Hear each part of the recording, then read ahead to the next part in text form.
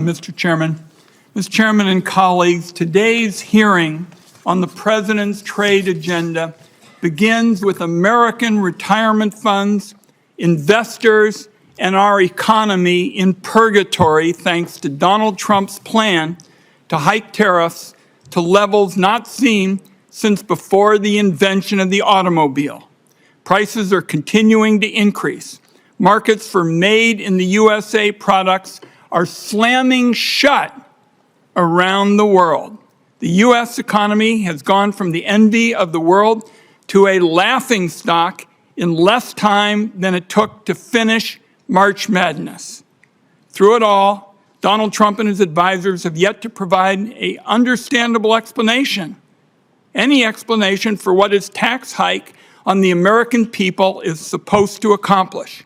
And so this morning, I'd like to focus on one central question. What is the plan? In the last week, the White House has been all over the map when it comes to this question. There is no clear message of how the tariffs were determined, what they're supposed to accomplish, how long they'll be in place, whether they're a negotiating tool or a move to try and cut the United States off from global trade and usher in a new era of 1870s-style protectionism. In the days since Donald Trump announced his tariffs, the President and his advisors have repeatedly changed their stories on all of these questions. Last Thursday, Donald Trump said, quote, "The tariffs give us great power to negotiate," just after Secretary Lutnick and a top economic advisor told reporters the tariffs were not up for negotiation. Then the stories changed again on Sunday when the Secretary of Agriculture and the top White House economic advisor, Kevin Hassett, both said Trump's tariffs were bringing foreign countries to the table, hoping to negotiate new deals to cut tariffs. At nearly the same time, the Treasury Secretary was on TV Sunday saying the tariffs would remain in place for, quote, days and weeks. Asked if the tariffs were up for negotiation, the Commerce Secretary said Sunday, "The tariffs are coming." He announced it, and he wasn't kidding. The tariffs are coming. And yesterday in the Oval Office, Donald Trump said there can be permanent tariffs and there can also be negotiations. So again, this morning, what we want to know is what is the plan? The stock market is up a bit this morning on yet another round of rumors that Donald Trump might not go through with his full barrage of tariffs. Yet this weekend, Donald Trump retweeted a post on Truth Social arguing that Trump is crashing our economy and markets on purpose as a strategy to lower interest rates. Is it possible that's the plan?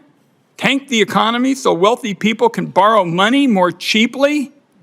We know that billionaires like Howard Lutnick and semi-billionaires like Scott Bessent won't mind paying more for groceries or gas. It's a drop in the bucket for them. But for families, higher costs are going to get hurt. Higher costs are going to hurt.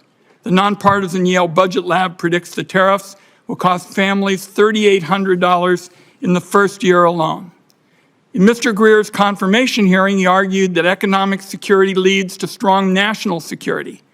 Our country is getting the opposite with these pointless tariffs. Destroying the foundations of our economy is not only disastrous for workers and families, it makes our people less safe. So you look at Stellantis, the auto company, laying off 900 workers in response to the tariffs. I talked to Pacific Northwest fruit growers who are being told no more American exports, and I hear from small businesses in Oregon that they'll have to pay more for the materials they use to make their products. And I worry that Americans will soon be poorer and face greater threats to our national security thanks to these Trump policies. Is that the plan? Colleagues, I'm going to close with this. The Trump aimless, chaotic tariff spree has proven beyond a doubt that Congress has given far too much of our constitutional power over international trade to the executive branch. It is time to take that power back. On a bipartisan vote, 51 senators sent that signal last week by stepping in and passing legislation to lift Trump's reckless tariffs on Canada. Well, now Donald Trump has slapped tariffs on about 180 countries, and this is a big unforced error that requires a big response.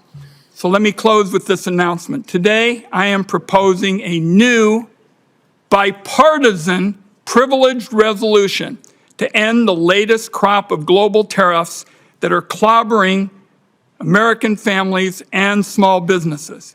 Members on both sides of the aisle ought to know that this is a call to action, and Congress must step in to rein this president on trade.